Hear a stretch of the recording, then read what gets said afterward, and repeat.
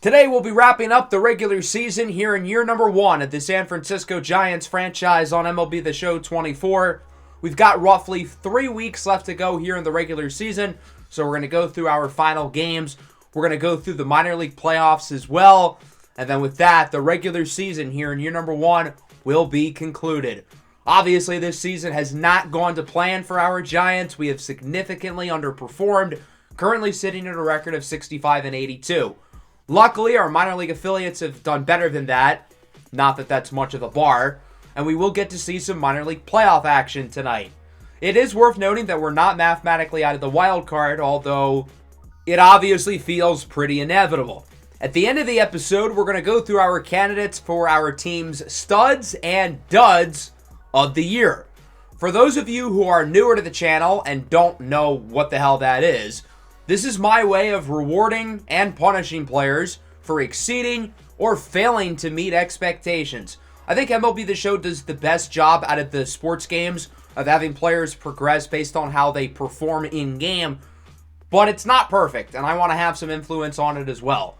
So we're going to pick out 3 nominees, 3 from the majors and 3 from the minors, 3 guys who have exceeded expectations this year. You guys will get to vote who you think deserves to win, and the guy with the most votes will go up by 3 in terms of rating and potential. Second place gets 2, third place gets 1. This goes both ways, though. We're going to pick out 3 major leaguers and 3 minor leaguers who have failed to meet expectations this year as our duds of the year. You guys will get to vote on them, and whoever gets the most votes will go down by 3 ratings points, and so on and so forth.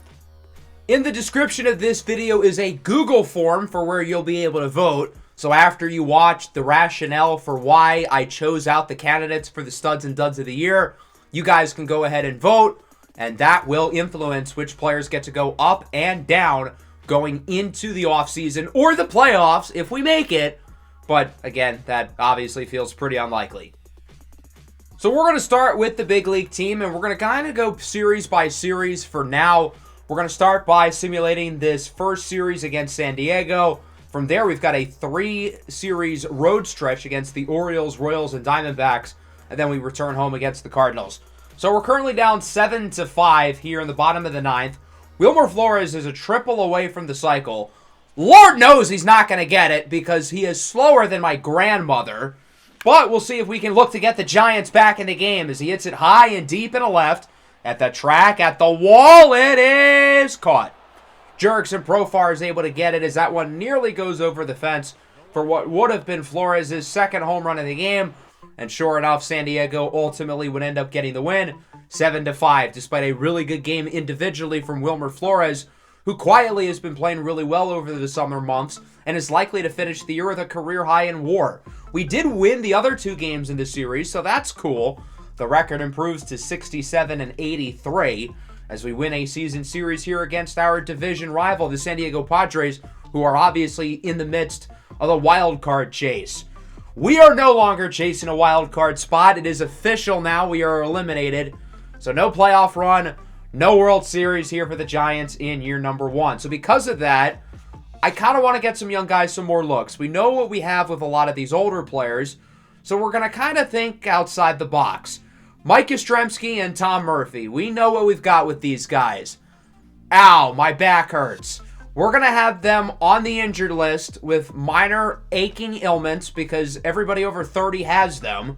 Elliot Ramos will be called up from AAA, and Tyler Fitzgerald will join him. I want to see some of these younger guys in the lineup, Ramos in particular. It doesn't hurt to get some big league experience over the final 2 weeks of the regular season. So that brings us into this series here against the Baltimore Orioles. Jonathan India has 2 home runs in this game, and he's looking for a third.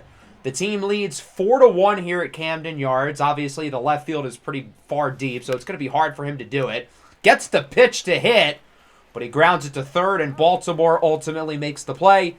The Giants would luckily win the game, though, by the same score. So another victory here for San Francisco, who's still playing well here at the end of the year. We don't want to completely tank this season just yet. We did lose the other games in that series against the Orioles, and we're starting to struggle here against Kansas City. We lost game 1 against the Royals. This is game 2. We're losing 7-1, but Jake Fraley has a 10-game hitting streak. he's looking to maintain. Jake Fraley, very quietly, has been an awesome addition. And obviously, he was having a rough season in Cincinnati before we got him. But over the last 2 months, he's been quietly really good as he draws a walk. We're not going to swing you if you're going to give us junk, so the hit streak will come to an end by virtue of Will Smith not giving him a pitch to hit. Ultimately, the Royals would win this game 7-1, and the Giants fall victim on the road to Kansas City. And ultimately, the Giants ended up getting swept in this series against the Royals. So over our 2 road interleague series against Baltimore and Kansas City, we went 1-5. The minor league regular seasons have come to an end. We'll go through the minor league playoffs towards the end of the episode. We're going to start by finishing out the big league regular season and then go to the minor league playoffs.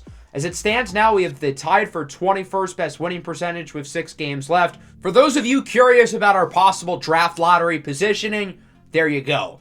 A move I've been waiting to make for about 2 months is calling up Luis Toribio from AA because he was raking through the first 4 months of the year. Then he tore his groin. I still want to get him some big league at-bats here at the end of the year. I feel bad taking him off the AA roster right at the start of the playoffs, but he also hasn't played in AA since July, so I think it's fine. Again, we'll be going through the AA playoffs shortly, but Richmond's going to have to do it without Luis Toribio, who was their best hitter through the first 4 months of the year before he got hurt.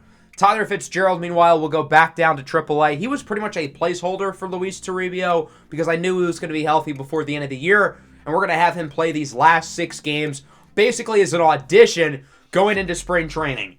We're going to player lock his debut on the road, the first of a 3-game set against the Arizona Diamondbacks, another team very much alive in the NFC wildcard race at 83 and 73.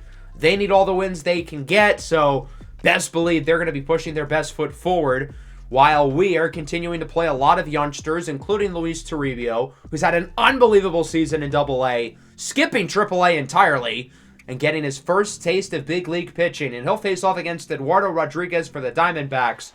So let's go top 2. The Giants already lead 1-0 for Toribio's first big league at-bat. Sharp liner to short, and it will be caught by Geraldo Perdomo, so no first at-bat big league hit for Toribio.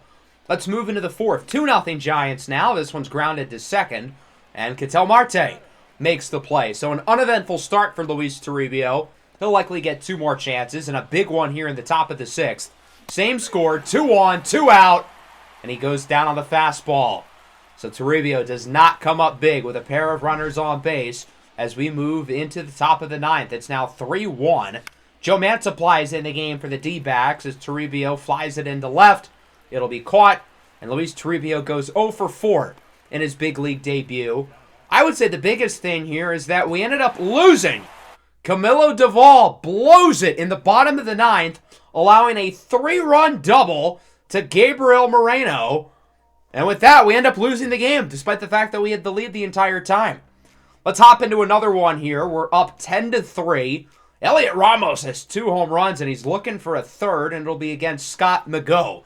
Ramos only had 3 home runs in the minor league season this year, and he only had 1 big league home run coming into the game, but he's got 2 today, looking for a third with Luis Toribio on base after his first big league hit as Ramos strikes out. Anticlimactic, but the Giants would win it by the same score of 10-3 with an Elliot Ramos masterclass, another guy who's looking to audition himself for more playing time going into next year. Toribio actually ended up with 2 base hits in this game, so that's pretty exciting. We would lose the last game going 1-2 in that series, pushing us to 69, nice, and 90, leading into our final regular season series against the Cardinals, who are also pushing for a wild card spot. We're trailing this game 5-3. We've got 2 on, 2 outs. Toribio and Luciano, 2 of our youngsters on base, and another Yunion, Grant McCray, is up to bat facing off against Yennier Cano. McCray is down to his final strike. 1-2, gets hit! Okay, I was excited to see Grant McCray in a high leverage at bat, but now we're not going to. Cano is going to be yanked for Giovanni Gallegos. The Giants have loaded the bases, but Jun-Hyu Lee is up to bat.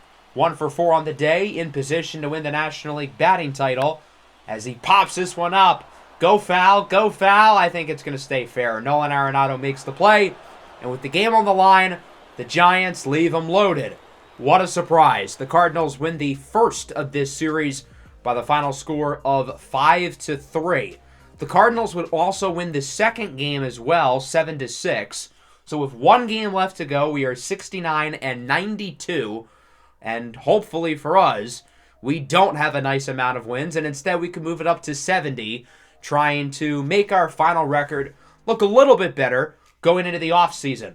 We've been mixing and matching the rotation. Ethan Small is going to end up getting the start today. It is worth noting that the Cardinals have not clinched their playoff spot, but they still have a chance, albeit a slim chance. They have to win this game, so as you can imagine, they will be putting their best foot forward.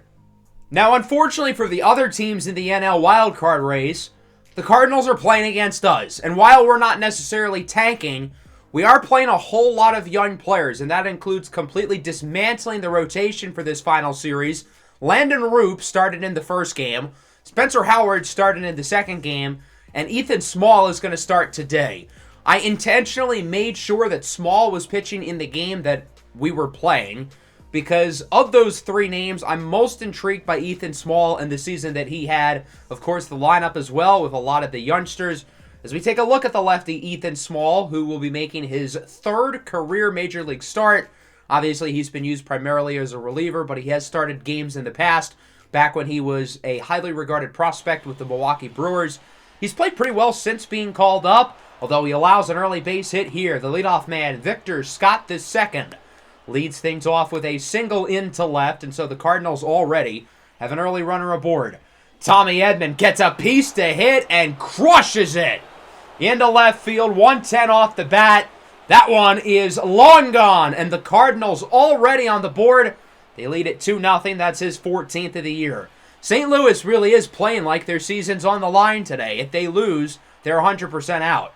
Small looking to get out of the inning as Arenado lines it into right, and Jake Fraley will make the play, but a good start for St. Louis. They scored 2 with the homer by Tommy Edman. On the mound for the Cardinals today will be the veteran righty Kyle Gibson. He may be old, but he's still got some gas left in the tank. 3.16 ERA, 1.23 whip. Really, really strong season for Gibson, who continues to be a very solid, reliable big league arm. Estrada grounds it to short. What a play by Brandon Crawford for the out. Now, unfortunately for Crawford, he appears to be hurt, clutching at his back, and he will be out for the rest of the game, which obviously sucks considering he's kind of a Giants legend. He played for, I think, all 3 of San Francisco's World Series teams in the 2010s. Let's go top 2 now. Paul Goldschmidt into left. McRae cannot make the play. As that one rolls to the wall, it'll go for a Goldie double. And the Cardinals open up the inning with a runner in scoring position. That'll bring up Wilson Contreras. 3-2. Pitches inside. He thought it was ball 4. Umpire will not give him the call. Brendan Donovan replaced Brendan Crawford at shortstop, looking to make the most of his bench opportunity. And he will here with a base hit into center field. Goldschmidt will score. And the Cardinals add to their lead as it is now 3-0 in favor of St. Louis. That'll bring up the top of the order. Victor Scott, a highly regarded outfield prospect here. He goes down looking on the 2-seamer. Good pitch there by Small, but not a great inning. He allows another run, and St. Louis is already up 3-0 as we go bottom 2. Jake Fraley lines this one well into left center. It's got some carry at the track, at the wall. It's gone! Solo home run for Jake Fraley, his 6th of the year, his 4th as a Giant, and it's 3-1. As I mentioned earlier, I feel like Jake Fraley has played really well since the trade. He's put up a WAR of around 1 over the last month. He's tripled his home run total, and he's hitting around 280 since the trade, which is impressive because I think he was hitting below 200 when we got him. That'll bring up Marco Luciano. The 1-2, he goes down on the inside sinker, and we move into the third. Tommy Edman homered in his last at-bat. Now it's a bloop hit into right, but it will drop, and so Edman leads off the inning, giving the Cardinals a runner for the heart of the order, and that starts with Japanese folk hero Lars Nootbaar, who sends that one past the diving glove of Thairo Estrada for a single into center field. The Cardinals with 2 runners as they are continuing to mash against Ethan Small. After both runners would advance, Nolan Arenado will draw a walk. And with that, the Cardinals have loaded the bases. Will they take a page out of our book? No, because Paul Goldschmidt bloops this one into right, and it goes perfectly into no man's land. That'll be a 2-run single, and St. Louis now leads 5-1. The offensive entourage will not stop for the Cardinals, and with that, Ethan Small is going to be yanked out of the game quickly after just 2 1/3 innings with 5 earned runs so far. A really rough showing from Ethan Small. He never really had anything going in this game. I was hoping to see him give out a nice audition going into spring training next year, possibly looking to compete for one of the back-end rotation spots, but he didn't do himself any favors here, and he'll be replaced by Tristan Beck, who, of course, has had a really good year out of the bullpen. He'll get Wilson Contreras to go down looking again, this time on the outside fastball. Dylan Carlson now up the middle. Estrada looking to make the play. Throw to first is in time. And with that, Tristan Beck gets out of the jam. The Cardinals leave 2, but they score 2. And it's 5-1 into the bottom of the third. Jung-Hoo Lee with a sharp grounder to third. Arenado makes the play. Throw to first is in time. Lee should be able to officially clinch the batting title. There was a chance Christian Yelich would be able to catch up to him, but that doesn't seem like it's going to happen with Lee hitting well above 350 as Victor Scott lines this one into right. His second hit of the game. Estrada nearly able to make what would have been an incredible play. That'll bring up Tommy Edman now. He's 2 for 2, had the homer, looking for his third hit, and he'll get it. Single into right field, and even with the pitching change and Tristan Beck, who's one of the more reliable relievers in this bullpen, the Cardinals are still hitting the ball really well. Runners on the corners, 1 out for Lars Nootbaar. He gets a pitch right down the middle and capitalizes. 3-run blast into straightaway center for Newt. Lars Nootbaar goes yard for his 10th home run of the season, and the St. Louis Cardinals lead it 8-1, completely breaking through the door of this game. Nolan Gorman goes down on the fastball. Nice response by Beck, looking to rebound after allowing the 3-run blast. Bottom 4, Thairo Estrada up for the Giants. Nearly had a hit in his last at-bat, but he'll get one here. Single into center. The Cardinals as a team have double-digit hits. The Giants, meanwhile, now have 2. But it's all about baby steps. Rome wasn't built in a day, right? Runner on second. 2 away for Jake Fraley, who had the homer in his last at-bat. Here he will ground out to short as the play is made by Brendan Donovan. And through 4, the Cardinals are taking care of business. They lead it 8-1. Into the 5th, here's Paul Goldschmidt. He grounds it up the middle. That goes for a hit. It feels like every inning, St. Louis is getting early runners on base, and they've been able to capitalize every time as they've scored in every inning so far. Why stop now? Carlson at the track at the wall. It goes off the tippy top of the wall and right. It rolls over to Jung-Hoo Lee. Runner heads home. The throw is on time but offline. An RBI double for Dylan Carlson, and the Cardinals lead it 9-1. That'll bring up Victor Scott, who's already got a pair of hits in this one, looking for a third, as it's a grounder over to first. Wilmer Flores will make the play, but St. Louis adds another run. They've scored in all 5 innings today, as the San Francisco pitching continues to be abysmal. And the offense hasn't done any favors either. They're getting out hit 12-2. Luis Toribio up in the bottom of the 5th. He goes down on the fastball. Kyle Gibson doesn't throw super hard, but it clearly hasn't mattered. Elliot Ramos skies this one up. That was a good pitch to hit, too. A slurve in the middle part of the strike zone. But this ball will stay fair, and it will be caught by Nolan Arenado to wrap up the inning. Into the 6th, another pitching change here for the Giants. They'll go to Ryan Walker, 3.86 ERA on the year for him. Obviously, it really wasn't a very good game from Tristan Beck, fairly uncharacteristic of him. We'll see if Walker can perform a little bit better as he starts with a walk against Tommy Edman, who has reached base in all 4 of his plate appearances. One away now for Nolan Gorman, who rips that one over the glove of Estrada. This ball goes right into Triple's alley, and that should score Edman. It'll be an RBI double for Nolan Gorman, and the Cardinals are in double figures. They now lead it 10-1, having scored in 6 consecutive innings. Paul Goldschmidt flies it into left. McCray will make the play, so they only get the 1. But St. Louis continues their dominance, playing for their season. And, well, obviously they have done their part, up by 9. McRae up here in the bottom of the 6th. And this ball's got some carry, hit high and deep into center. At the track, at the wall, it is caught. I thought that had a chance to go over, would have been his second big league home run. But unfortunately close, but no cigar. Thairo Estrada now, one of just 2 Giants with a hit today. He goes down looking here, really nice pitch in the low part of the strike zone. As we go to the 7th, Landon Roop will come out of the bullpen for the Giants. Roop started 2 days ago in the first game of this series against the Cardinals, where he pitched quite well, but being on a pitch count, the Giants have him available here out of the bullpen. What a play by Wilmer Flores from his knees. Makes the throw. Flores may be slow, but that doesn't mean he isn't athletic, showing off his skills there with the leather. Brendan Donovan now, grounder to third. Luis Toribio can play the hot corner as he makes the throw. And for the first time all day, a scoreless inning from the Cardinals offense. It should not have taken us until the 7th. But here we are.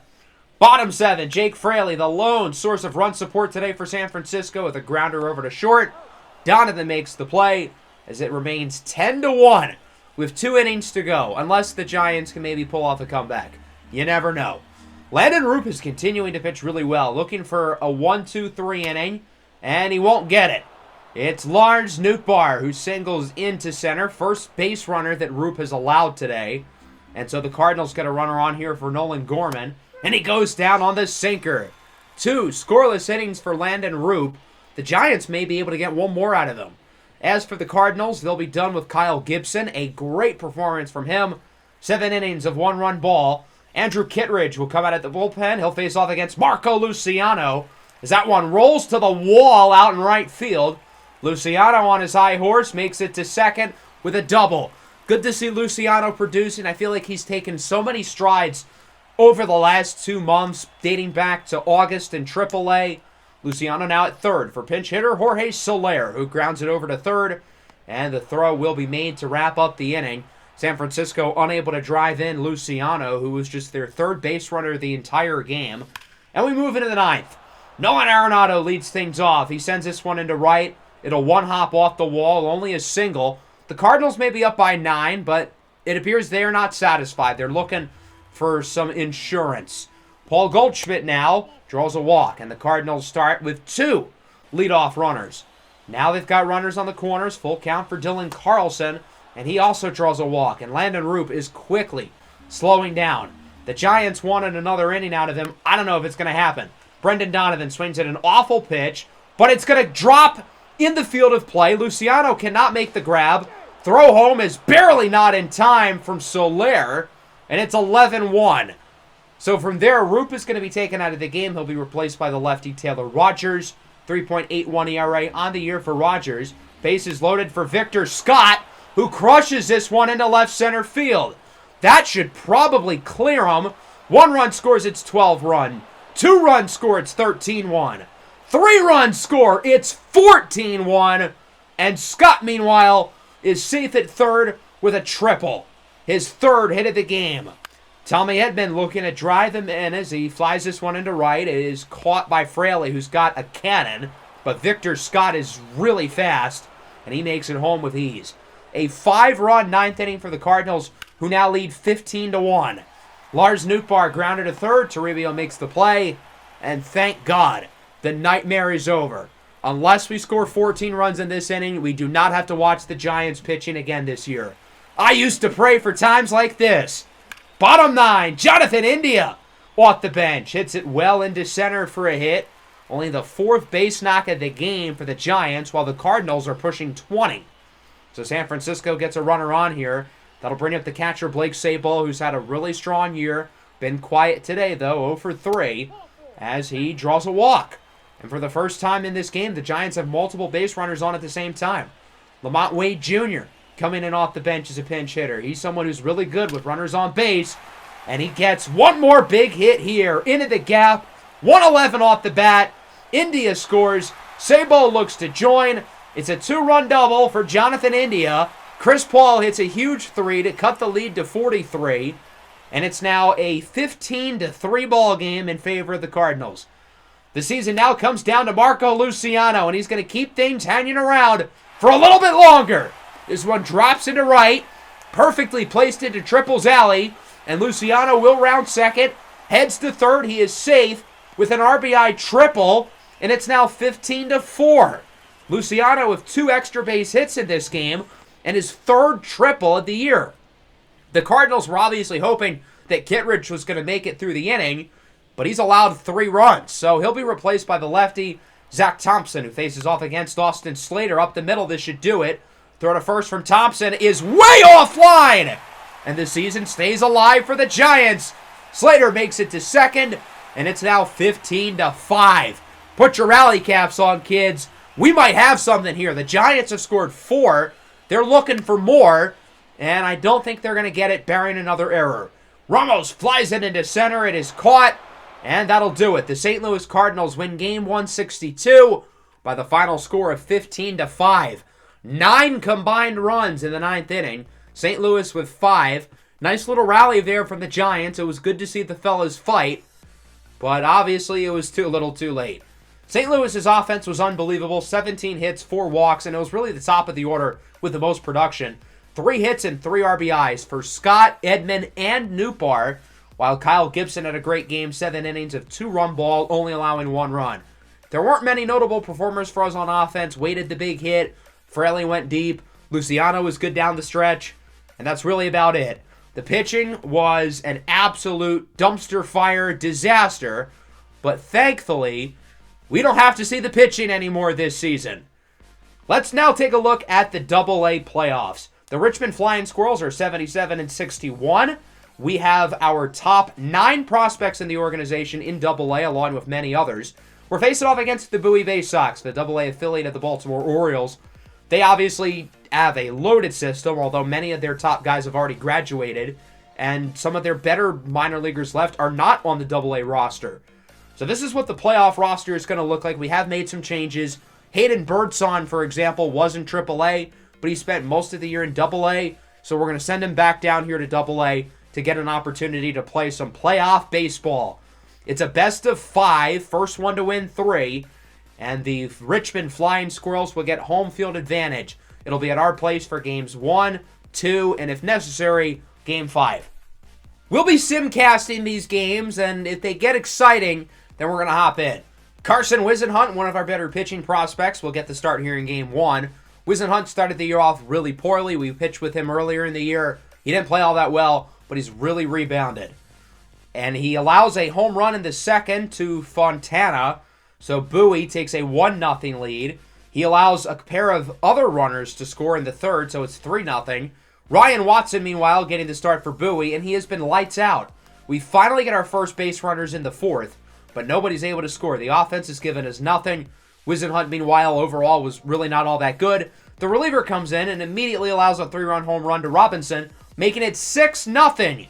So Bowie is dominating the Richmond Flying Squirrels here. It is not looking good. We're going to simulate a lot faster. Only 1 hit. That's less than the Giants had at this point through 7 innings in the game that we just played, and that says something. We've got Mason Black on the mound looking to pad the bleeding. We do get a late home run from Danny DeAndrade, but it's not going to be enough. Richmond loses Game 1 by the score of 6-1. As you can imagine, we let the bases loaded to end the game. How fitting. So that'll bring us into Game 2. Obviously a rough performance here offensively. We kind of got some things going late, so hopefully we can carry the momentum we had at the plate from these last 2 innings into the second game. And pitching-wise, we weren't terrible on the mound. It was just really inopportune times where we struggled. Carson Whisenhunt did not have a very good start. The bullpen overall was pretty solid after we took Seymour out of the game. So hopefully Hayden Birdsong, who's pitched well in AAA over the last 2 months, can come back down a level and continue to produce. This should be nothing for him. He'll face off against Carlos Tavera, who allows an RBI triple. So already we're on the board, but Birdsong lets up 2. Bases loaded. He lets up a 3-run double, and it's 5-1. Hayden Birdsong can't even make it through the second. It's now 7-1. They put up 7 in the second inning. They add 2 more in the third with a home run to make it 9-1. This has quickly gone off the walls. We would get a 2-run homer from Bryce Eldridge, followed by a sac fly from Hunter Bishop. It's now 9-5. Maybe we're back in it. But the pitching is going to continue to allow base runners. Will Bednar lets up a 2-run single. It's 11-5 into the 7th. Certainly not looking good. Carlos Tavera ended up staying in the game that whole time, oddly enough, as we allow the bases to be loaded. Bowie drives in 3, so it's 14-5. We're down by 9. We will get a pair of 2-run homers from De Andrade and Maui Ahuna to make it 14-9. And then they would get 2 more in the top of the 9th. 16-9 is your final score. Imagine after the last game, you telling me that we would score 9 runs today. I would be pretty excited. The problem is we didn't only lose, but we got blown out. We lost by 7. 16 runs allowed is unacceptable. We wasted an awesome offensive performance, and with that, we trailed 2-0. We've got to win 3 in a row. That brings us into here to Game 3, the season on the line for the Richmond Flying Squirrels with Joe Whitman on the mound. He's been so consistent throughout this season as a lefty, and he allows a 2-run single. Already, the Bay Sox lead 2-0. We are off to a flying start. The team only has 1 hit so far, although we've gotten some base runners in other ways. Whitman allows a home run. It's 3-0. The offense, of course, fittingly, today is choosing not to score after getting 9 in the last game. We would get a pair of walks here in the 6th, and then we're actually going to hop in here. With nobody out, I feel like this is the opportunity for a rally. Victor Berrycoto hits this one high and deep in the left center. At the track, at the wall, it's caught. That would have tied it, too. Berrycoto, one of A's leaders in home runs, but that one barely misses the fence. That'll bring up Hunter Bishop, former first-round pick, who's had a solid year. Grounds it into left. That'll score a run, and the Flying Squirrels are flying onto the board. It's now 3-1. Big swing there by Bishop, little lefty-on-lefty crime. That'll bring us to the middle infielder, Will Wilson, who puts it up the middle. Davidson makes the play. 1-6-3 double play for the Bowie Bay Sox infield. We scored, but it feels like we could have gotten more, especially considering the circumstances of this being an elimination game. We needed more than 1.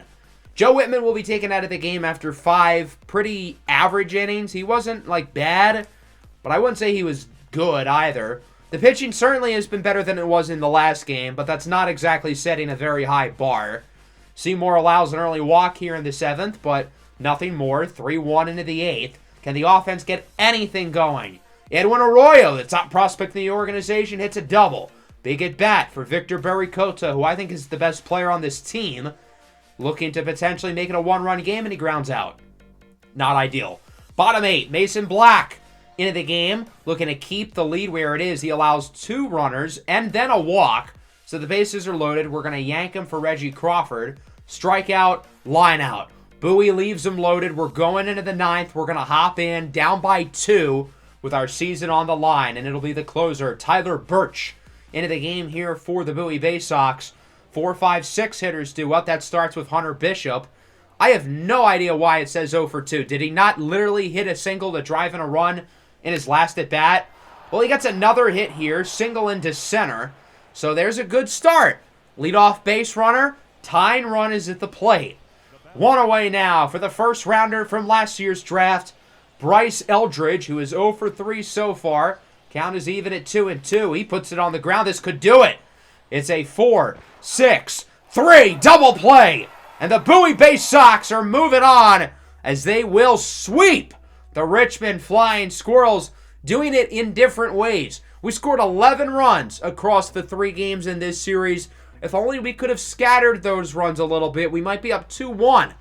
But instead, we had to score 9 in the one game where they end up with 16. So with that, our minor league seasons are done. The major league season is obviously over. And the Giants finish with a record of 69-93. Let's do a little recap and then go through our stud and dud of the year nominees. So obviously a disappointing season here for San Francisco. With all those big free agent signings, this team was supposed to contend for the wild card, and that never materialized. The Phillies, Pirates, and Dodgers win their divisions. We have a 3-way tie for wild card spots in the NL with the Cubs, Cardinals, and Brewers. And the Padres ended up being super close as well, missing out by only 1 game.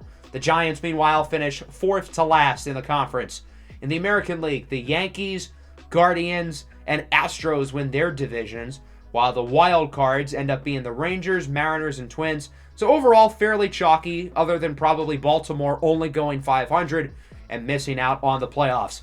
Let's take a look at our final stats for the year. We did have some guys who individually played well. Obviously, Jun-Hoo Lee is the big one, coming over as an international free agent, hitting above 350, winning the Major League batting title. But other than him, we lacked star power on offense. We were hoping free agent signings like Jorge Soler and Matt Chapman would be that. I guess Chapman was, which is partly why we traded him, because we figured he would opt out. But we just lacked consistency from our position players. Nobody had a WAR above 3 other than Jun-Hoo Lee. As for the pitching, there was no consistency here. I think that starts at the top of the rotation with disappointing seasons from not just Blake Snell, but also Logan Webb.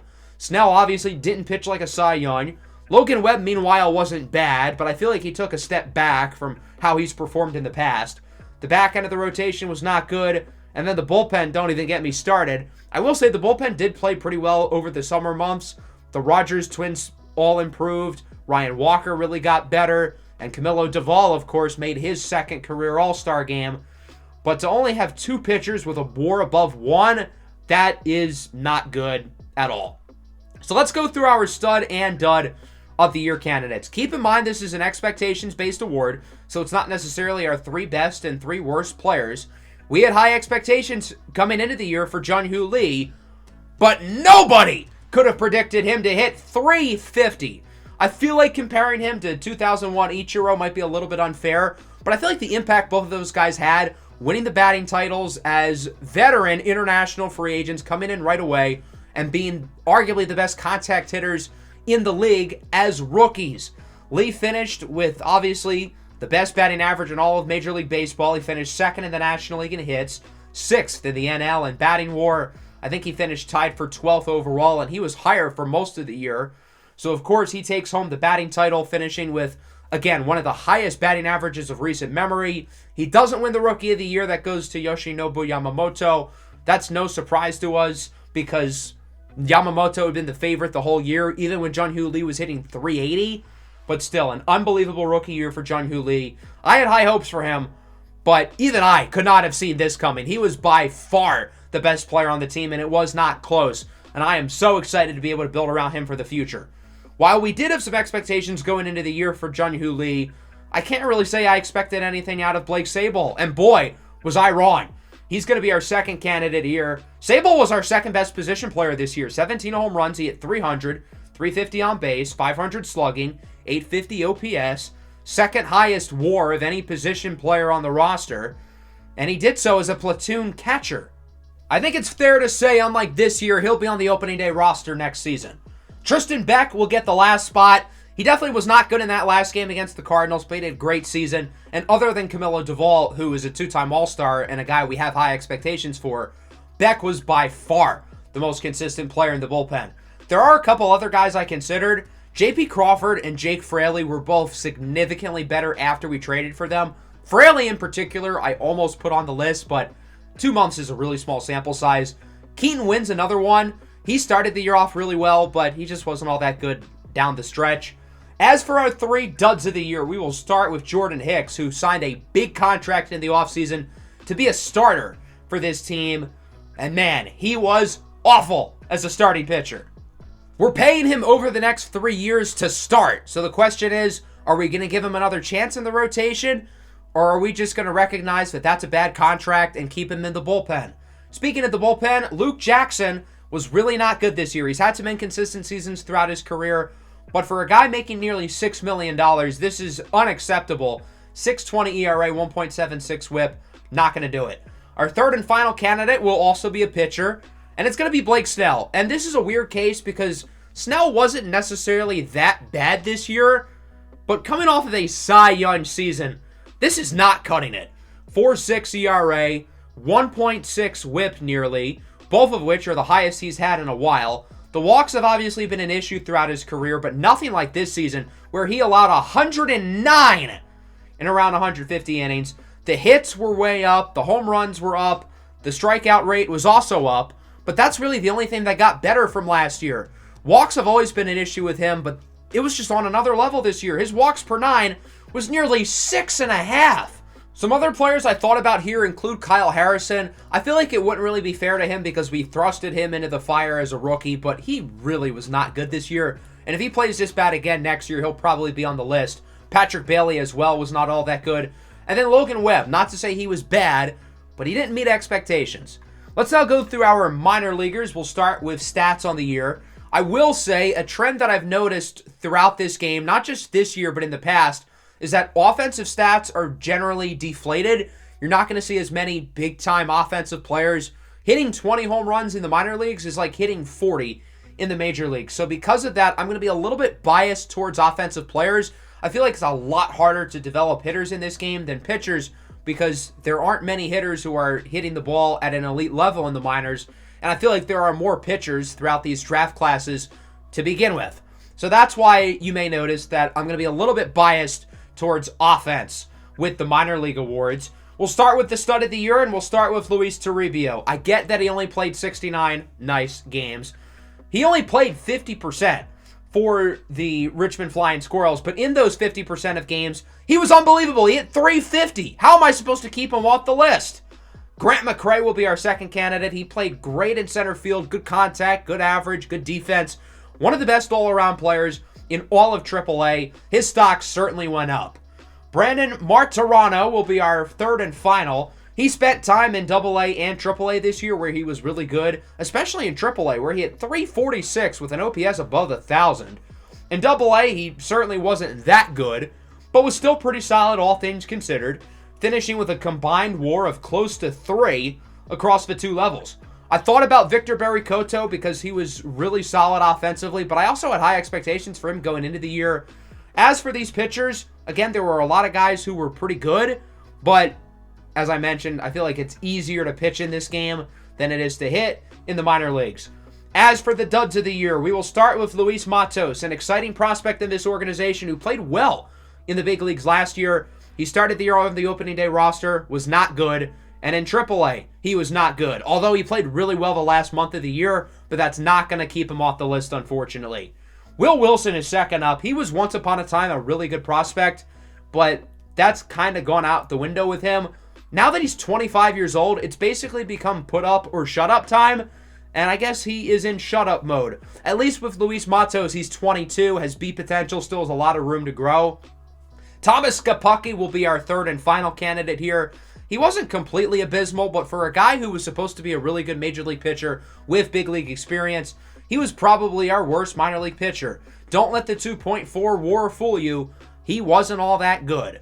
Some other guys I thought about include Marco Luciano. He obviously was a disappointment all around this year, having won the opening day shortstop spot. Horrible in the big leagues. He was really bad for most of AAA, but he played great over the last month of the year in AAA. He got called up to the big leagues where I feel like he really improved. The last 2 months of his season certainly saved him.